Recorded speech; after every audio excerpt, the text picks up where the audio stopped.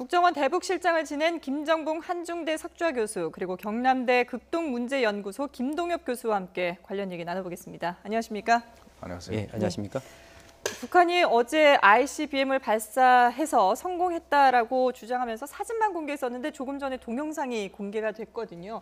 일단 동영상을 한번 보면서 두 분의 말씀을 또 듣도록 하겠습니다.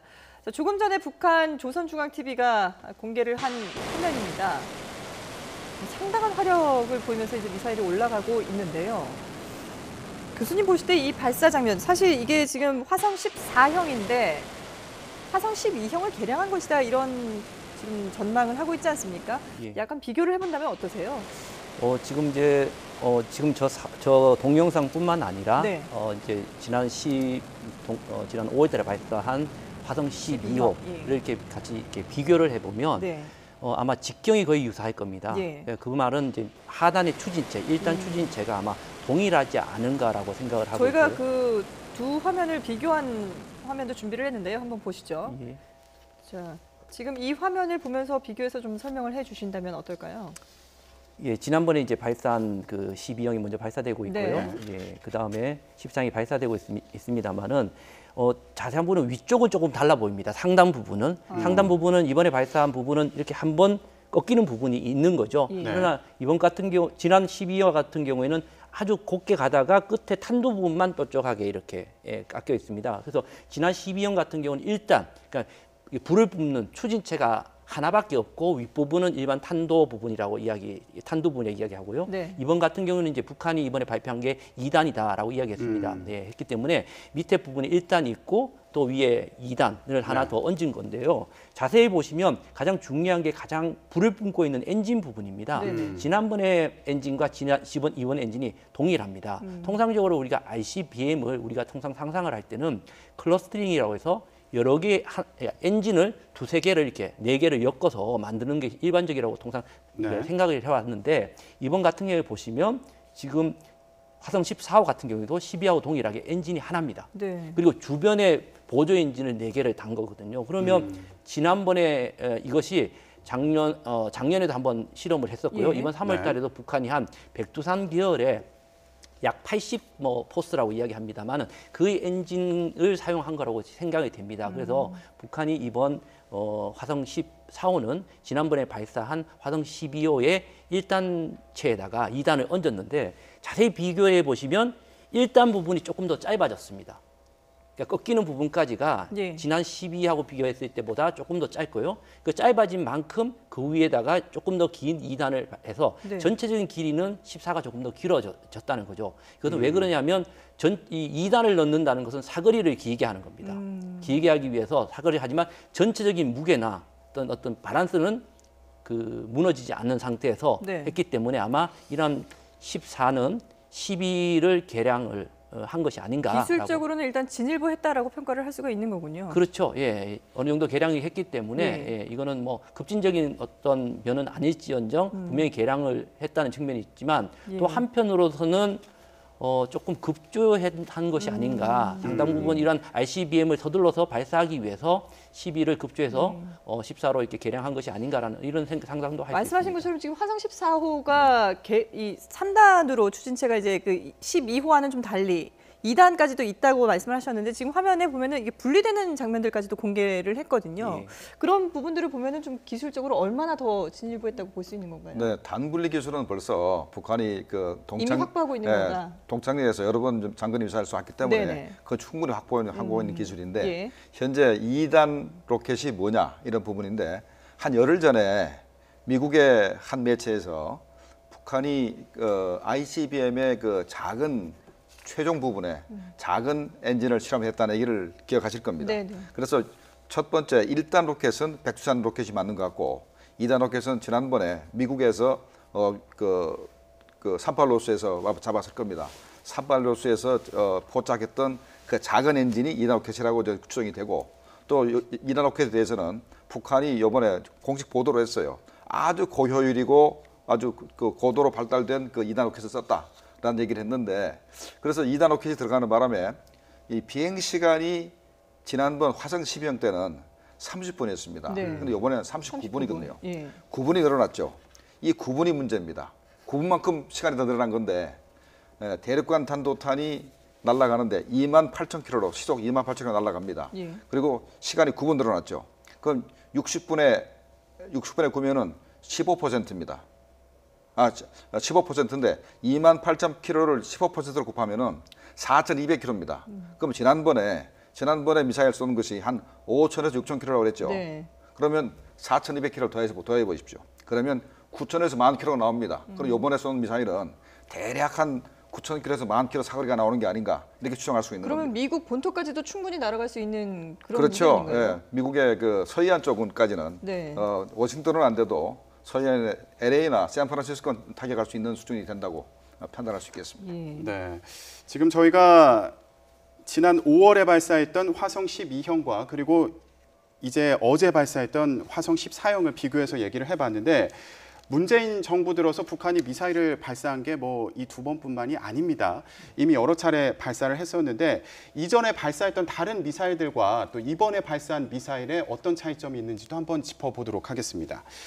자, 5월 21일에 발사했던 북극성 2형 발사 장면이고요. 맨 왼쪽이요. 그리고 가운데가 5월 27일에 발사했던 KN-5-6입니다. 자, 맨 오른쪽이 어제 발사했던 화성 14형이고요. 지금 발사 장면을 보면 상당한 차이가 있는데 어떤 차이가 있다고 봐야 될까요? 먼저 저 세 미사일을 비교한다는 건 좀 무리가 있습니다. 왜냐하면 세 미사일이 종류가 좀 다르기 종류가 때문에, 너무 다르기 네. 때문에 네. 굳이 이제 특히 중간에 있는 미사일 같은 경우는 탄도 미사일이 아니고요. 지대공 미사일. 예, 지대공, 예. 대공 미사일이기 때문에 네네. 저거 중간에 있는 것을 비교하기는 조금 무리가 있습니다만은 어쨌든 양쪽에 있는 미사일은 좀 비교가 가능합니다. 이건 예. 탄도 미사일이기 때문에 비교가 가능하고요. 가장 큰 차이점은 이제 두 가지가 있습니다. 발사 방식이 보시면 이제 뒤에 이제 불꽃이 보이시죠? 예. 이 보시면 저 엔진이 바로 고체 엔진입니다. 예, 북극성 계열은 바로 북극성 1형이라는 것이 SLBM 잠수함에서 발사한 것을 바로 지상형으로 개량한 것이거든요. 네. 그래서 지난 3월 달에 1차 발사하고 지난 5월 달에 2차 발사해서 자신들이 실전 배치했다라고 이야기하는 것인데 예. 저것은 바로 고체 엔진입니다. 그러나 이번에 발사하는 화성 계열의 엔진은 과거 이제 스커드 계열부터 쭉 내오는 액체 계열의 이제 엔진이라고 할 수 있죠. 네. 그래서 이제 불꽃을 보시면 가장 큰 차이점이 불꽃이 끝으로 이렇게 모이는 것. 이번에 발사한 것이 바로 액체고요. 이제 뭐 북극성 같이 밖으로 이제 흩어지는 네. 예, 이게 약간 분산되는 것이 고체형이라고 생각하시면 되는데 네. 이 고체와 액체의 가장 큰 차이점은 액체 같은 경우에는 일단은 이제 추력이 강합니다. 예, 강하다는 측면이 있기 때문에 발사하는데 효율도 좋고요. 멀리 네. 발사할 수 있지만 가장 중요한 것은 이런 액체를 주입해야 되는 시간적인 어떤 그렇죠. 제약이 있고요. 예. 공간적인 어떤 그런 제약이 있어서 신속하고 또 이게 은밀하게 이렇게 발사할 수 있는 게 제약이 네네. 있습니다. 그러나 이 고체 같은 경우는 효율은 조금 떨어질지언정 또 이제 이 효율 문제는 기술적으로 해결할 수 있습니다. 그러나 이것은 한번 집어넣어 놓으면 영구적으로 발사가 가능하기 때문에 네. 상당 부분 이제 은밀하게 신속하게 발사할 수 있다는 이제 장점을 갖고 근데 있는 거죠. 여기서 좀 의문이 드는 부분이 어제 발사 과정을 보면 이동식 발사체를 이용해서 옮겼고요. 그리고 사실 그 전에 사전 징후를 포착했다는 얘기를 듣지는 못했는데 그렇다면 지금 설명해 주신 부분은 액체 연료를 사용하면 은밀하게 발사하기는 좀 어려운 거 아닌가 이런 생각이 드는데 어제 상황과는 좀 다른 것 같은데 어떻게 봐야 되나요? 그렇죠. 액체를 썼을 때는 저 정도 되면은 연료 주입하는데 1시간 넘게 걸릴 겁니다. 예. 더군다나 이제 또 산화제도 넣고 해야 되니까 뭐 저 정도 큰 건 한 2시간도 걸릴 겁니다. 그러면 뭐 2시간 동안에 우리가 이제 포착을 해서 뭐 킬체인으로 타격을 한다. 뭐 이런 계획을 세우고 있었는데 사실상 그 야간에 은밀하게 움직일 경우는 사실 발견이 거의 불가능합니다. 그리고 북한이 단순한 천막을 쳐서 천막 속에서 이 연료를 주입해도 거의 발견이 불가능합니다. 네. 그게 이제 사람들이 인공위성이 거의 영화에서 보면 거의 맞는 같이 나오지만은 인공위성이 볼 수 있는 거는 사전에 입력된 좌표밖에 볼 수가 없습니다. 그게 인공위성 하나가 지구를 한 바퀴 도는데 한 1시간 반 걸리고 한반도를 통과할 때 보면은 우리가 한반도를 통과하는 시간은 한 5분밖에 안 걸리지만 한반도를 통과하는데 우리가 총 볼 수 있는 시간은 10분 정도 됩니다. 그 10분만 피하면 우리가 볼 수가 없어요. 더군다나 그것도 입력된 좌표만 우리가 볼 수 있기 때문에 북한이 이번에 방연에 쐈지 않습니까? 평안도 방연에 쐈기 때문에 방연 정도는 입력되어 있을 겁니다. 그래서 저거는 우리가 북한이 미사일 쏜 다음에 그 이후에 바로 이제 우리가 분석하는 데 도움이 됐겠지만 만약에 방연이 아니고 그냥 아무데나 야산이나 논밭에 쐈을 경우는 전혀 파악할 수 없는 그런 상황이 벌어집니다. 예.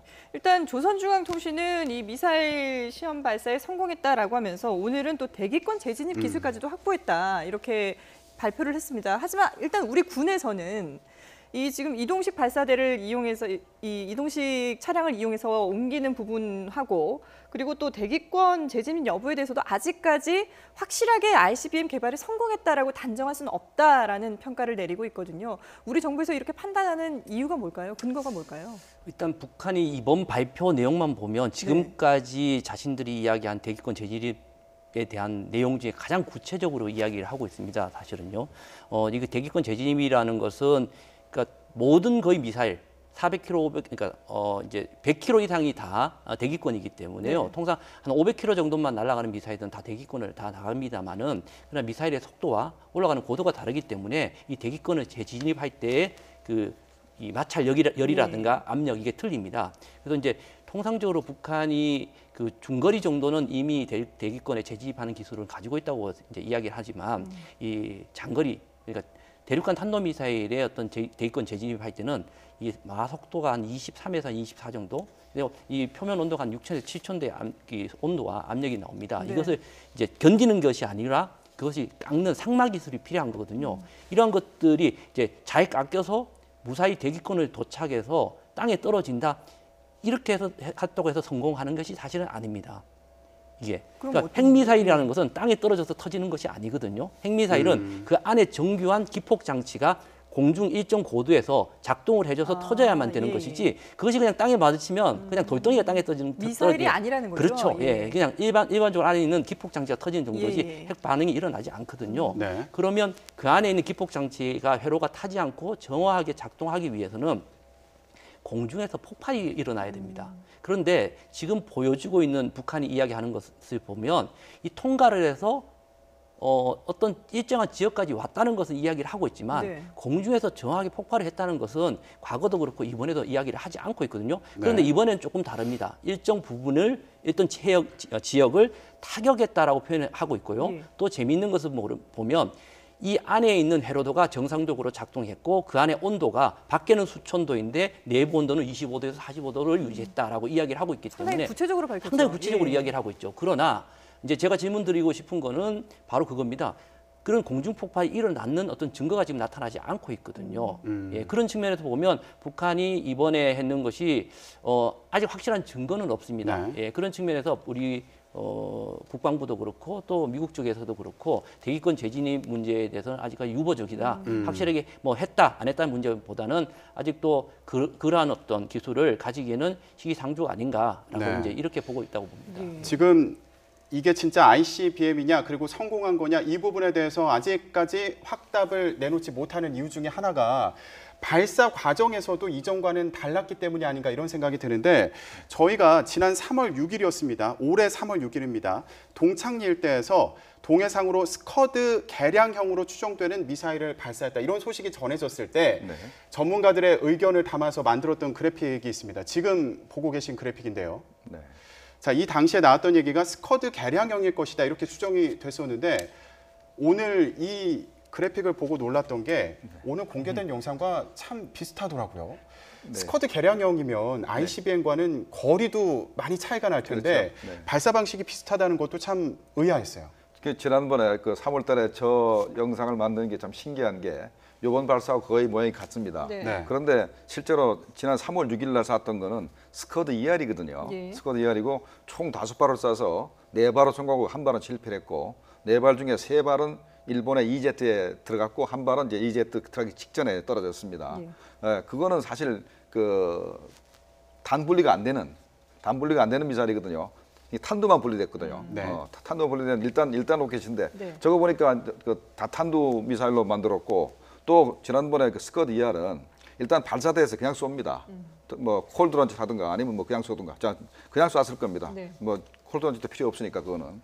그런데 저런 영상을 갖다가 3월달에 이렇게 만들었다는 건 어떻게 보면 굉장히 선견지명이 있다 이런 생각이 들 정도입니다. 거의 뭐 저대로 이번에 발사를 했으니까요. 예.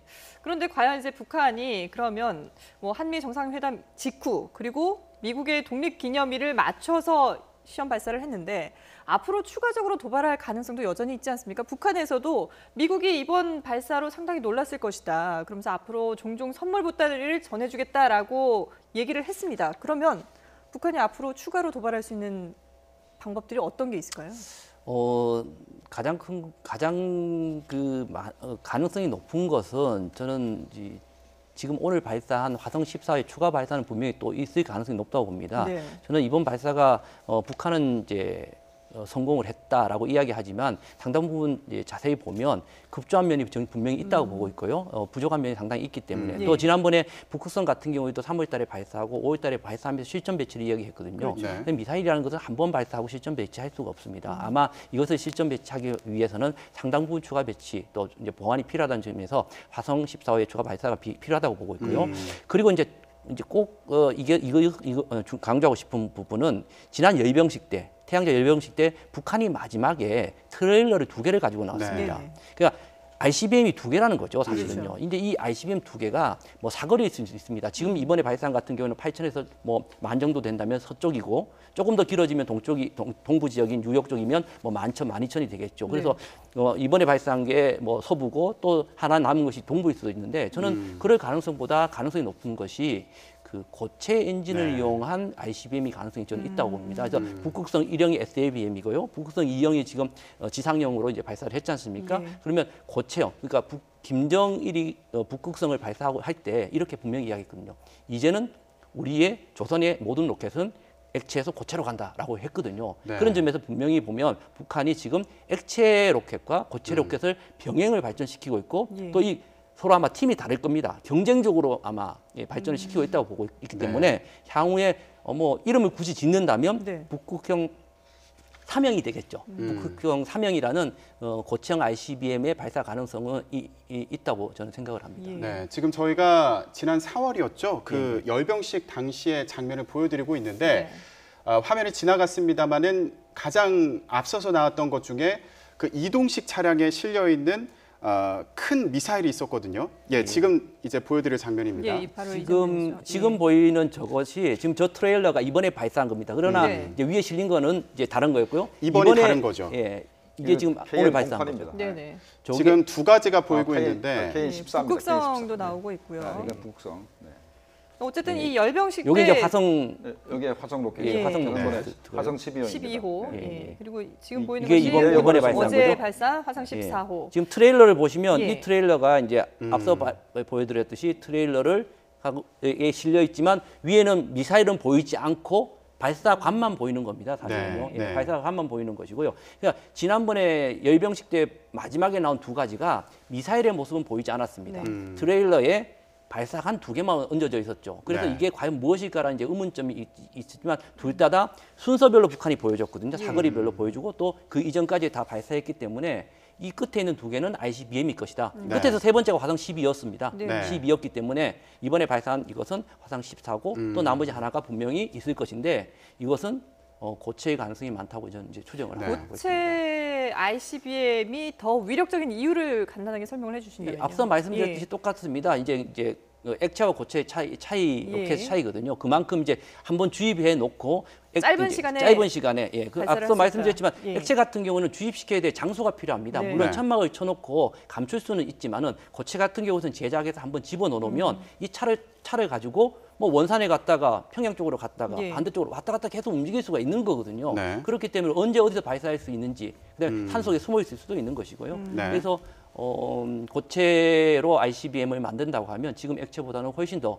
그러니까 액체 같은 경우에는 그 주입을 할 수 있는 어떤 저장고와 지하 저장고 시설이 이제 딱 존재해야 되고요. 거기서 나올 때 타격하면 되거든요, 사실은. 이제 그러나 고체 같은 경우에는 그러한 것도 필요 없기 때문에 상당 부분 은밀하게 또 신속하게 발사할 수 있다는 것이죠. 그만큼 또 위협적이라고 볼 수 있을 텐데, 근데 지금 북한이 계속해서 이런 그 메시지를 전하면서 미국을 겨냥을 하고 있거든요. 네, 그러니까 북한 입장에서는 현재 자기들을 핵보유국으로 인정해달라.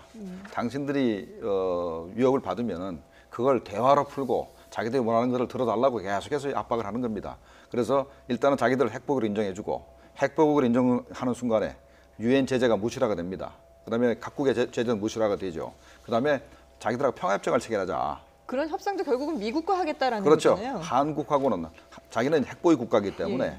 핵이 없는 한국과는 어떠한 핵 문제와는 대화도 안 하겠다라는 게 기본 입장이었고 네. 그걸 가지고 벌써 이명박 정부, 박근혜 정부 내내 우리가 북한에 대해서 끊임없이 대화를 하면서 핵 문제를 논의할 때 끊임없이 주장한 논거가 바로 그겁니다. 아니 핵무기도 없는 나라가 핵보유 국가에 대해서 핵 문제 논의하자는 것은 말이 되지 않는다 논리였기 때문에 아마 문재인 정부도 이 부분에 있어서 북한과 대화하기가 상당히 힘들지 않겠나 그런 생각이 듭니다. 네. 자, 이런 상황에서 문재인 대통령이 미국과의 훈련을 제안을 했습니다. 그래서 오늘 한미가 대응 훈련을 벌였습니다. 자, 그 북한의 미사일 시험 발사 다음 날 이루어진 한미의 미사일 훈련 어떤 의미가 있다고 봐야 될까요?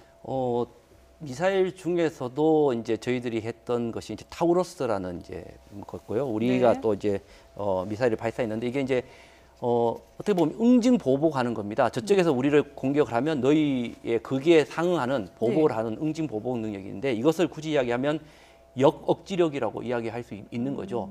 예, 저는 그래서 이 차원 그러한 역억지력인 차원에서 상당 부분 효과가 있다. 그러니까 너희들이 이러한 것들을 이용을 네. 하면 너희들이 또 뭐 그만한 대가 이상의 뭐 어쩌면 지구상에서 사라질 수 있는 이러한 어떤 강력한 어떤 의지를 보여준다는 측면에서 네. 상당 부분 의미가 있고 또 어떤 통수권자의 어떤 의지를 보여줄 수 있는 어떤 그런 결정이라고 생각을 합니다. 타우루스라는 게 어떤 정도의 성능을 가진 건가요? 아, 예, 이것은 이제 독일에서 온 이제 공대지 미사일입니다. 네. 이제 비행기에서 떨어뜨리는 미사일인데요. 예.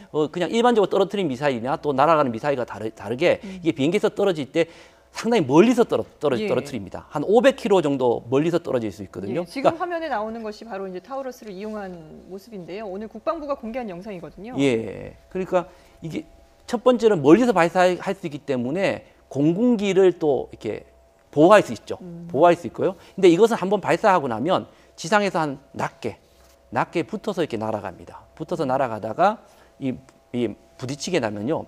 이 콘크리트의 이 견고한 콘크리트 한 6km, 강화 콘크리트 한 6m 정도의 콘크리트를 뚫고 들어가서 터질 수 있는 이런 북한의 어떤 그 은밀한 벙커, 예, 은밀하게 주석 밑에 지하에 숨는다 이렇게 했을 때도 이렇게 부셔버릴 수 있는 이런 강력한 어떤 무기 체계라고 생각하실 수 있습니다. 그래서 이게 앞서 말씀드렸듯이 북한이 어떤 잘못된 행동을 했을 때 이제 이러한 지휘부라든가 강력히 응징할 수 있는 이제 응징 보복 능력, 네. 억지력을 가질 수 있는 것이죠. 네. 그러니까 오늘 훈련의 핵심 키워드는 지도부에 대한 정밀 타격 이게 가능하다 이걸 보여줬다고 보면 되는 건가요? 네, 그렇죠. 우리가 응징 보복 능력도 이제 보여줬지만 북한이 우리를 핵으로 공격하려 할 때 우리의 정찰 자산 또 미국의 정찰 자산을 이용해서 선제 타격도 할 수 있다. 예. 능력을 이제 보여줘야 되는데 그래서 우리가 이제 이번에 이제 발사를 직접 대통령 지시해서 한 것이 이제 현무 2A입니다. 그러니까 예. 사거리 300km짜리인데 사거리가 짧을수록 탄두가 큽니다. 그렇게 만들어놨어요. 탄두가 한 1톤에서 1.5톤 정도 큽니다. 탄두가 클수록 그 관통력이 크고 피해 반경이 크기 때문에 우리가 현무 2C를 보여준 게 아니고 현무 2A를 보여준 것은 사거리는 비록 짧지만 탄두가 크니까 너희들을 만약에 우리에 대해서 어떤 그 공격할 조짐을 보이면 우리가 얼마든지 너희들을 초토화시킬 수 있다는 능력도 보여준 거고 네. 또 재밌는 것은 지금까지는 이 미사일 훈련할 때 한국 또는 미국이 별도로 했었는데 이번에는 한국과 미국이 연합작전을 했습니다. 같이 훈련했기 때문에 상당히 의미가 있는 훈련이었다고 생각이 됩니다. 예.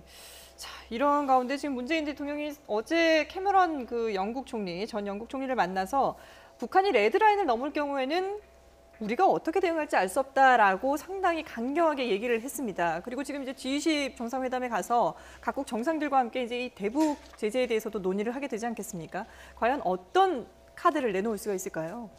저는 두 가지를 다 들고 계신다고 생각을 합니다. 이렇게 강력한 메시지를 하는 데는 또 유화책이라는 것이 있기 때문에 강력한 메시지를 갖고 가고 있다고 생각하거든요. 네. 그래서 저는 지금 이제 강력한 메시지를 보여주셨기 때문에 베를린 선언을 앞두고 일부에서는 이 그러니까 G20 가서 베를린 선언에 대한 이 좀 바뀌지 않을까라고 이야기를 하시는데요. 저는 그 점에서 조금 약간 반대로 생각을 합니다. 지금 여기 계실 때 앞서 말씀드렸듯이 한미 간에 이 탄도미사일 훈련을 지시하셨고 또 아주 북한 이 행동에 대해서 강력한 어떤 강인한 어떤 의지를 밝히셨거든요. 네. 이러한 것은 또 외국에 나가서 본인이 갖고 계신 또 우리 새 정부가 갖고 있는 어떤 대북 정책, 새로운 대북 정책의 어떤 긍정적인 모습을 보이기 위한 거라고 생각하고 있습니다. 그래서 네. 이 양쪽의 어떤 균형적인 모습을 보여줄 거라고 생각을 하기 때문에 단순히 이번에 북한이 ICBM을 해서 우리가 지금 갖고 있는 대북 정책이 갑자기 선회할 것이다라고 이렇게 저는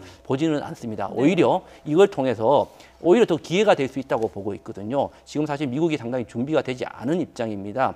트럼프 정부가 최소한 뭐 6월, 7월 되면 인선이 마치고 대북 정책이 갈 거라고 생각했는데 그렇지 않고 있거든요. 그래서 그런 상황에서 이제 북한이 ICBM을 또 발사를 했고 이런 이제 복잡한 상황 속에서 이 미북 관계, 그다음에 북핵 문제 이 복잡한 상황 속에서 남북 관계가 이 북핵 문제의 진전에 따라서 남북 관계가 가는 것이 아니라 저는 베를린 선언을 통해서 또 상당 부분 이 북핵 문제 진전과 또 북미 간의 긍정적인 것을 위해서 이 남북 관계가 좀 이렇게 앞서갈 수 있는 이런 어떤 획기적인 어떤 아이디어를 내지 않을까라고 그렇게 기대를 하고 또 바라보고 있습니다. 예, 알겠습니다. 네, 지금까지 김정봉 한중대 석좌 교수 그리고 경남대 극동문제연구소 김동혁 교수와 함께 얘기 나눠봤습니다. 두 분 말씀 잘 들었습니다.